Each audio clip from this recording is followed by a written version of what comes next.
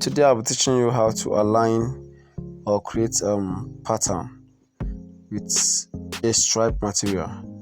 So now you make sure you're facing the faces opposite each other, and then you cut a diagonal slant like this, just like the way you cut your neck or the neck flap on a senator material. Make sure it's a perfect diagonal. Then you align the lines like this.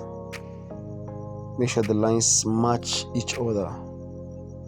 Remember, it's an opposite material, so take your time to align it before you cut it out. That's the first and most important part of the activity. So right now I've come to the sewing machine. As you can see, I placed it opposite. That's good face facing the good face. And then right now, that same line that we arranged, we'll make sure it aligns perfectly here. Like you maintain the line. I don't know if you understand. If you look where, you see that the lines are blending. That is, they are going to one direction. So that's just basically how you align them. The line must blend to one direction, and then you start your sewing. So you have to be very, very careful. As you're sewing them, you have to make sure the line is maintained. Try as much as possible to pay close attention. If you have to drag anyone or to congest any piece, you do that. But make sure they are all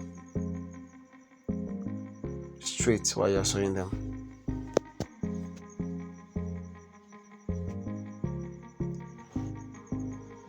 So guys, this is basically how to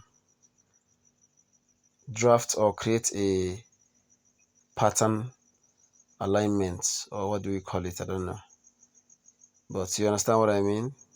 How to align your lines on a stripe material.